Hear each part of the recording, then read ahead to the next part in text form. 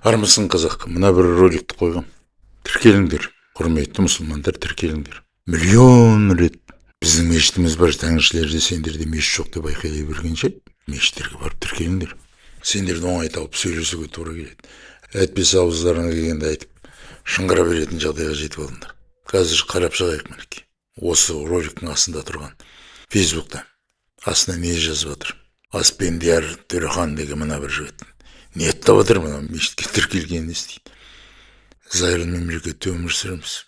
Тіркел, сабақ алмайсың осы жерде. Жетісіне біраз қамсығы күні барып, басыңызды сәждеге тигізіп сәлет оқығаннан басқа не білесіңдер? Білмейтіндіктерің туралы қазір айтып шығам. Оның үстіне мынау Ғалымжан Сақтағанов деген былай тіркелмеген тәңірлер дейді. Тәңірденнің мәжілісі салынса, ақ мешіт салынса, сол күні бүткіл тәңіршілер, атеистер, агностиктер, деистер барып міндетті түрде тіркеледі. Бас қосу үшін, қазақтан қалған ұлы даналықты тыңдау үшін, Құдайды іздей білудің жолы бар екен. Құдайды. Осы сөзге тіреліп қалдық қой. Әлем жаратылған, жаратушы бар. Құдай деп айтасың ба, Иегова деп айтасың ба, Аллах деп, Раббы деп айтасың ба, есім қойып алып, ол сенің шаруаң. Бірақ әлем жаратылған, жаратушы бар. Жаратылған әлемнің құрылымы бар. Қазақтың білгенін тыңдау үшін тіркеледі. Жораларын, өтелерін, ұстандарын, рәсімдерін өткізу үшін, оның амалдарын үйрену үшін тіркеледі. Ғылым қуу үшін тіркеледі. Түсінесің ба? Зейнел Ғабит, Жаңабаев дейді. Тәңіршілер аузынан боқтық шығармайды деп қояды. Беті қалыңдарға қой бұлар дейді. Боқтап отқан тәңіршілерді мен білмеймін. Білгім де келмейді. Менің қағидатым былай. Мен тәңіршімін. Менің қағидатым былай. Ұлылардың ортасында тұрып ұлылықты айту. Ислам ол ұлы имани жол. Иман ол, вера ол, религия. Оның өзінің дini бар. Исламның 5, иманның 6 шарттан тұратын дini бар. Дин деген сөз религия деп аударылмайды. Қазақтікі де, арабтардың дini де, религия деп аударылмайды. Иман, қызықша шенім орысша вера деген религия деп аударылады. Ары қарай айтпай-ақ қояйын. Боқтайтындар сендер. Аузыңа келгенде оттап айтатын сендер. Мына тыңдашы. Жахан бейбіт деген былай дейді. Мынау көрінбей кетіп еді ғой. Тіреген ғой дейді. Жоғалып кетші дейді. Сәкен Абдиев деген мына біреулер. Жахан, мен саған өзгеге өлім тілегенше өзің өмір тіле деп лекция оқымаймын. Сен қызғануың керек. Сен исламды қабылдаған болсаң, өлім, арабша айтқанда, құрани сөзбен айтсаң, мафтон, сендер үшін ең күтетін бақытты сәт. Өлімді қызғануың керек сен. Мен өмірді қызғануым керек. Мына жарық дүниедегі. Неге десең, өмірге қайтып келетіндерденбіз біз. Осы жарық дүниені таңдап алған тәңіршілеріміз біз. Сендер мафтон, өлімді құрметтеулерің керек. Неге десең, өлімнен кейін бақи дүниеге, жәннатқа қарай жол жүргізіледі. Ұлы сапар басталынады. Қайтадан Сафиоллах болу үшін, мұнтаздай таза Аллахтың өзіне тән болуың үшін. Қайтадан башар болуың үшін. Қайтадан мәңгілік қаяға ие болатын өлім сендер үшін ең бақытты қуана күтетін сәт. Бұл сендердің ұлы кітабыңда жазылған. Алманы жедің, қолдың, қайтуың керек. Бақи дүниеге, жәннатқа, фердаусқа. Ол үшін өлімнің сәті керек. Мафтон керек, танасух керек. Осындай жағдай біз жарық дүниені таңдап алғандарданбыз. Осы жерге қайтып келсек деп, жарық дүниені қимай, өмірді қимай, өмір сүретіндерденбіз. Не құрылым ұзақ өмір сүрсек екен деп ойлайтындарданбыз. Сондықтан қазақ былай дейді. Жастық шақ, дәурен шақ, кез келгенге беріледі дейді. Тәңірлік дүниетанымның көзқарасы бойынша. Ал кәрілік таңдауларға ғана беріледі дейді. Жастық шақты шалықтатып өмір сүру үшін алып бара жатқан ақылдың керегі жоқ. Екінші кезеңді, кәріліктің кезеңін ұлдың арнап, соның дүниетанымына арнап өмір сүру, адам болып қала білу дәрежесіне жету. Ол ең құдіретті де қасиетті сәт. Біз осы өмірді қалап алғандарданбыз. Өліммен қорқытпай-ақ қой. Біздегі өмірді ғұмырға айландыратын сәтті өлім дейді. Өлімнің сәті дейді. Сендерді фәни дүниеден бақи дүниеге сапар жеткізетін сәтті мафтон дейді. Осындай жағдай. Оқу керек. Білім алуың керек. Тіркелуің керек барып. мәжитке, ол ұстаздардан қазақтың сөзін қорламайыншы, құрани сөзбен айтайын. Ұлы мұдаристерден дәріс алып, фәни дүниедегі әрбір қимылыңа есеп беріп, бақиды жәннаттан сауын керек. Жақан бақиға барып арманың қажет. Солай, олсыз болмайды. Тәңіршіге өлім тілегенше жарық дүниеге қайтып келсін деп. Өзіңе мафтон тіле, бақиға жететін ол сапардың жолы оңынан болсын деп. Түсіндің ба? Зейнағаббел Жаңабаев дейді. Ағың арақ туралы айтып отыр ғой. ЛГБТ қасқырмен ойнасыңды насихаттап жүргеніңді ұмытып кеттің ба дейді. Пайғамбарымызға тіл тигізіп дейді. Пайғамбарға тіл тигізсе, сенің еш нәрсен қисайып қалмайды. Мұхаммад ол расул, ол наби. Пайғамбар десе совсем басқа біреу туралы әңгіме айтады. Ол қазақтың дүниетаным сөз. Мұхаммад пайғамбар емес, Мұхаммад расул, Мұхаммад наби. Ахмад ол Мұстафа, ол абыд, оның азан шақырған есімі бар. Жаңағы әс-сәфир елші келіп алған айтады. Әй Мұхаммад деп, әй ізденуші деп, әй таңдаулымыз деп. Түсінесің ба? Бұл сөздерді түсіндіріп айту керек. Айтылмаған. Түсіндіріп айт. Тәңіршілер пайғамбар деп атса, ол өзінің дүниетаным келіп кетіп отырғаннан болады. Елік Аманбаев алқаш құмаш деп қояды. Алқағыл деген сөз арабтардың сөзі. Түсініп отырсың ба? Берік Бейсекемп деген оған қосып қояды. Тоқтар Абыздың арағын қойпа деп қояды. Есі алаңдар. Бұлай әңгіме. Менің жасыма жетіп алыңдар. Сенің әкең менің немеремен жасы шығар. Осындар ме? Оның үстіне түсіндіріп айтайын. Қазақтың арақ деген сөз водка деп аударылмайды. Ол арақ.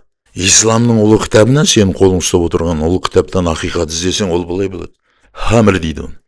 Құрани сөз хамыр дегенге біздің арақ деген сөзіміз дәл келеді. Арабтың хамыр деген сөз ол алкоголь деген сөз емес. Сондықтан сендердің қолыңда ұстап отырған кітапта реттік саны бойынша 16 болып табылатын Нақыл сүресінің 66 аятында ей мүміндер, Аллахтың атымен бастаймын. Құрма ағаштарының жемістерінен және жүзімдерден хамыр әрі көркем қорек жасап алыңдар дейді. Расында мұндай ойлаған елге анық үлгі бар дейді. Жүзімдерден жасап ал деп отыр. Ана алкогольді пайдаланып, маскүнем болып, жақилет дәуірін басыңнан кешіп, қыздарын тірілей көміп жатқан араб халқына Аллах рахымын түсіріп, Нақыл сүресінің 66 аятында Раббының өзі рұқсат беріп отыр. Алкогольді ішпе дейді, хамырды жасап алып іш деп отыр. Ойлаған елге үлгі бар деп отыр. Көркем қорек ол деп отыр. Біздің де арағымыз дәл сондай. Алкоголь емес ол. Ана Менделеевтің ойлап тапқан 46 градустығы водкасы емес ол. Қазақтың сөзін құтқару керек деп жүрмін. Сен де хамырды құтқарып алыңдар. Ол алкоголь емес ол деп. Оған қарамастан алкогольді іше берген, сөздерінен жаңалған кейбір уағызшылар. Кафирен сүресіндегі сендер құлшылық еткен затқа құлшылық етпеймін деген сөздің арына Әбдурахман деген имам. Сендер құлшылық ететін затқа мен де құлшылық етемін деп аузынан жаңалған. Раббы қайтадан аят түсіреді. Ниса сүресі 43 аят түсіреді. Ей мүміндер, не айтып жатқандарыңды білмейінше мас күйде саятқа жығылмаңдар деген аят түсіреді. Соған қарамастан іше берген. Сонан кейін барады дағыны Меккеліктерменен Мединада тұратын мұсылмандардың ортасында қырғын соғыс болады. Төбелес болады. Одан кейін бір құдіретті керемет соғыста алкогольға тойып алған мүминдер қарсыластарынан, жауларынан жеңіліп қалады. Сол уақытта Раббы Маида сүресі. Маида деген сөзді қазақшаға аударсаң, асқа толы дастархан деген сөз. Онда былай дейді. Ей мүміндер, алкоголь, құмар ойнау, бұттарға табыну, оларға мал шалу, бал ашатын шыбықтар, шайтанның ластері, олардан сақтаныңдар дейді. Сонда ғана Алланың азабынан құтыласыңдар. Негізінен шайтан алкоголь, құмар ойын арқылы араларыңа алауыздық, әркек салып, Алланы еске алудан және сәлаттан қол үзуіңді қалайды дейді. Сақтандырады. Шайтан азғырады сені, егер сен алкогольді доғармасаң дейді. Ислам келгенге дейін ішкен олардың асы ол. Қазақтың арақ деген сөзі оған сәйкес келмейді. Айтып отырмын, хамыр деген сөзге сәйкес келеді. Бірақ бұл екеуі де водка емес, алкоголь емес. Одан кейін алады, жәннатта өзен қып ағызып қояды. Мінекей оқып берейін. Мұхаммад сүресінің 5 аятында сондай-ақ тақуаларға уәде етілген жәннаттың мысалы. Онда ес бұзылмайтын өзен сулар, дәмі өзгермейтін сүттен өзен, ішушілерге дәмді қамырдан өзендер, балдан өзендер ағып жатыр дейді. Қамыр жәннатта ағып жатыр. Уақи сүресі 18-ші аятта жәннатта ағып жатқан арақтан шелектер, құмандар мен кеселерден ішесің. Ол бас ауыртпайды, мас қылмайды дейді. Жәннатта водка емес, алкоголь емес, қамыр ағып жатыр. Жәннатта да ағып жатыр екен. Сенің денеңде де ағып жатыр ол. Не? Раббаны түк білмейтіндерден жасағыларың келіп отыр ма не? Кейде исламистер бар. Мұна Құранда тұрған ғылымға сәйкес келеді екен деп. О, керемет екен дейді. Ей, жаным ау, Аллах әлемді жаратушы. Раббының, Аллахтың сүрген дәлелін ғылымға сәйкес келеді деп отырсың. Келіп кетіп отырсыңдар ғой. Мұны жерде де саған айтып отыр. Алкогольді де қор деп отыр. Одан арғы Сафат сүресінің 45-49 аятында оларға қайнаған көзеден кеселерді айландырып ұсынады. Ішушілер үшін әппақ тәтті, бас ауыртпайды, мас қылмайды дейді. Солай, бауырым, тоқтар абыз арағын қойып па дейді. Арақ сенің денеңде бар. Егер исламды қабылдасаң, оны қамыр дейді. Берік, Ерлік Аманбаев, түсінесің бе? Ішіп жатырсыңдар. Дәл ішесің бе? Ішіп жатырсың. Қазіргі ресторандардағы тамақтардың барлығы коньяктар қосылады, шараптар қосылады, алкоголь қосылады, арнаулы түрде. Ресторанға бармайсыңдар ма не? Денсаулығың дұрыс болмаса, сенің денеңде ірік, фермент жоқ болатын болса, асыңды да қорыта алмайсың, ішкен тамағыңды да қорыта алмайсың. Ірік деген особый ферменттер. Бұл ерекшеліктерді сендер білесіңдер ме? Білмейсіңдер, себебі сендердің Алла кітабыңда алғашқы жаратылғанда сендер сәл-сәлден жаратыласыңдар. Саз балшықтан. Қай уақытта мына жерге келгенде денеңді рух болып, қалай сенің денеңде ет пайда болғанын білмеймін. Ал мына жерде Сәбит Әлімбаев деген мына біреу. Танымасаңдар танып алыңдар. Қасқыр мен Ұмайдың ойнасынан қазақ туған деп жүрген Тоқтар абыз деген осы дейді. Сізі Жұмагелдинов Тәубеғали деген дейді. Спиртомазоид па деп қояды. Спиртомазоид па деп қояды. Бұлар атанған әлеттер. Сендер не түкіріп бала жасайсыңдар ма не? Пу деп түкіріп қаласыңдар ма қақырып? Әлде басқа бір жерің арқылы аталық жібересің бе? Сол аталық спиртомазоид дейді. Қазақша бұлазық дейді. Тупой. Танымасаңдар танып алыңдар. Қасқыр мен Ұмайдың ойнасынан қазақ туған деп жүрген Тоқтар абызы деген осы дейді. Қай сөзімде мен Қасқыр мен Ұмайды қосқан деген ролигім бар. Әлде менің ақиқат кітабымда солай жазып қойыппын ба? Мен Ұмай деген түсінбейтін адаммын. Ұмай деген ол қазаққа тасталған сүйек деп отырған қазақпын. Түсінесің бе? Мен қазақтың шежіресін айтып жүрген адаммын. Адам бұлазықтан жаралады деп жүрген адаммын. Ақтан тұрады деп жүрген адаммын. Аруақтың өзі ақ деп отырған адаммын. Оның заңдылығынсыз еш нәрсе еш уақытта жаратыла алмайды мына жарық дүниеде. Спиртомазоидсыз. Немесе ана өсімдіктер өзінің тұқымын шашпаса жаратыла алмайды деп жүрген адам. Оның үстіне менің роликтарым бар. Көзіңді ашып қарап алыңдар. Ол жерде былай деймін. Адам аймылдан жаралынмаған. Дарвиннің ауық жүрсін қазақтың дүние танымына сәйкес келмейтін түсінігімен. 1000 километр аулақ жүрсін қазақтың дүние танымына деп жүрген адамын. Себебі маймылдың хромосомдарының саны 48, 24 жұптан тұрады. Адамның хромосомының саны 46, 23 жұптан тұрады. Осы айырмашылық екі хромосомның айырмашылығы. Ешқашан маймылдан адамнан маймыл жасамайды. Оның үстінде бұның сырында мына хромосомнан басқа РНК деген бар. Сол РНК сені ұлтқа бөліп жібереді.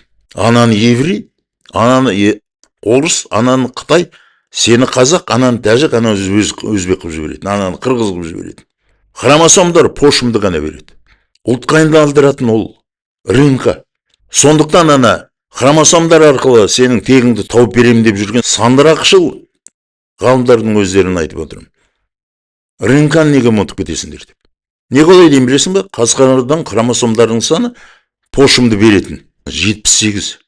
Алып кеп пошымды қоятын хромосомның саны 78. 39 жұптан тұрады. Маймылдық 48, ана адамдық 46. Анау 78. Қалай? Осының бәрін біліп отырам да мен адамды қасқырдан немесе ана түсініксіз өмірде болмаған іздесең таппайтын ұмаймен қосып тапқыза салам. Бізге тасталған аңыз бар, сүйек. Біздің ата бабаларымыз Европаны жаулап алған. Аттил. Италияда аңыз бар.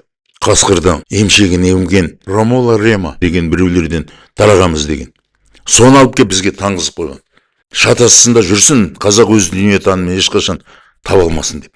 Ал сендердің дүниетанымын қарасын, сендер сазбалшықтан жаратылғансыңдар. Сазбалшықта хромосом болмайды. РНК да болмайды. Ол балшық. Сендер қалай адам болдық дегенде, мешітке тіркеліңдер де, сол жерде отырып сұраңдар. Қай уақытта аталық аналық сперма пайда болды? Бақи дүниеде жәннатта жүргенде ма? Жоқ әлде күнәға батып жерге қуылып келгеннен кейін эволюциялық жолмен пайда болды ма? Ізден, тауып аласың.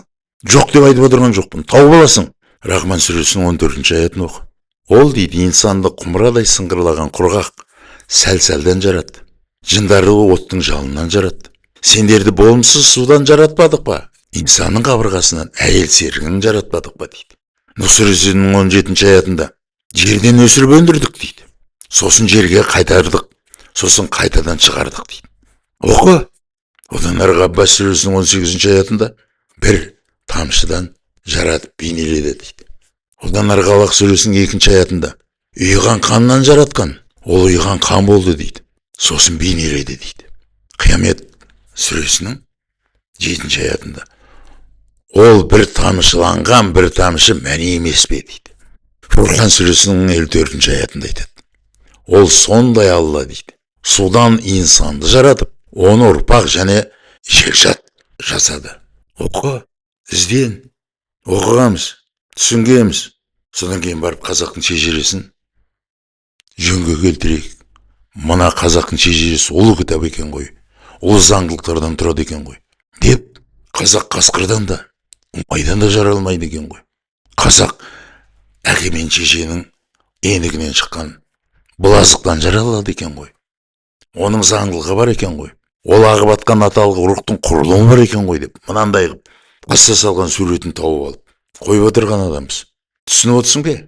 Білімдерің жоқ, еш нәрсені оқымайсың.